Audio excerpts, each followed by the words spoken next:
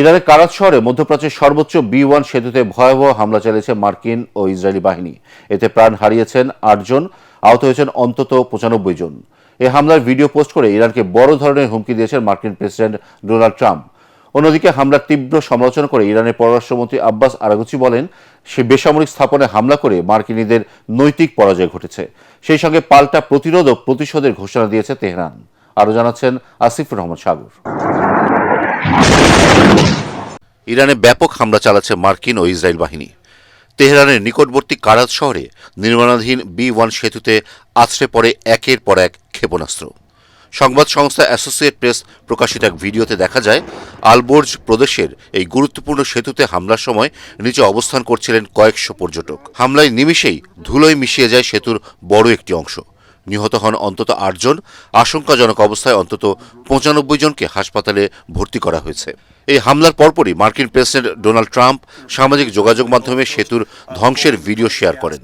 তিনি হুঁশিয়ারি দিয়ে বলেন, বেশি দেরি হওয়ার আগেই ইরানের উচিত যুক্তরাষ্ট্রের শর্ত মেনে চুক্তি করা।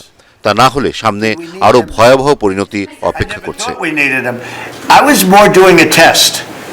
এদিকে এই হামলার তীব্র সমালোচনা করেছেন ইরানের পররাষ্ট্রমন্ত্রী আব্বাস আরাগচি। তিনি বলেন, বেসামরিক অবকাঠামোতে হামলা চালিয়ে ইরানকে পিছু হটানো যাবে না। এটি মার্কিন প্রশাসনের নৈতিক পরাজয়ের বহিঃপ্রকাশ। এদিকে হাত গুটিয়েও বসে নেই ইরান। পাল্টা হামলায় পারস্য উপসাগরে শত্রুপক্ষের একটি যুদ্ধবিমান ভূপাতিত করেছে ইরানের বিপ্লবী গার্ড বাহিনী। একই সাথে ইসরায়েলের ভূখণ্ড লক্ষ্য করে নতুন করে ছোঁড়া হয়েছে এক ঝাঁক ক্ষেপণাস্ত্র। লেবানন সীমান্তেও হিজবুল্লাহর সাথে ইসরায়েলি বাহিনীর সংঘাত চলছে।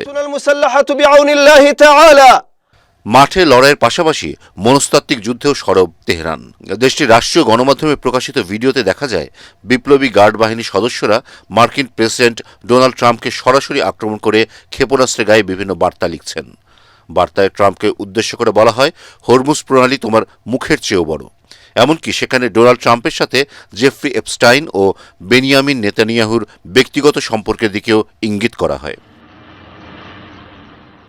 এদিকে জাতিসংঘ মহাসচিব অ্যান্তোনিও গুতেরেস সতর্ক করে বলেছেন, এই যুদ্ধ পুরো মধ্যপ্রাচ্যকে গ্রাস করলে বিশ্ব অর্থনীতিতে চরম বিপর্যয় নেমে আসবে। অন্যদিকে অস্ট্রিয়া ও ইতালির মতো দেশগুলো যুক্তরাষ্ট্রকে আকাশপথ ব্যবহারে নিষেধাজ্ঞা দিয়েছে।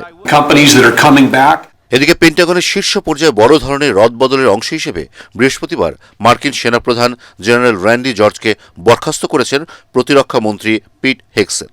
রয়টার্সকে এ তথ্য নিশ্চিত করেছেন মার্কিন প্রতিরক্ষা দপ্তরের 2 কর্মকর্তা। তার মেয়াদের 1 বছর আগেই তাকে সরিয়ে দেওয়া হলো। তবে জেনারেল জর্জের হঠাৎ বিদায়ের কোনো সুনির্দিষ্ট কারণ জানায়নি যুক্তরাষ্ট্রের প্রতিরক্ষা দপ্তর। বিশ্বজুড়ে যখন যুদ্ধের ডামাডোল, তখন তেহরানের বাসিন্দাদের মাঝে দেখা গেছে মিশ্র প্রতিক্রিয়া। ইন্টারনেট বিচ্ছিন্ন থাকলেও অনেকেই নববর্ষের ছুটিতে পার্কে সময় কাটিয়েছেন। আসিফুর রহমান সাগর, ATN বাংলা।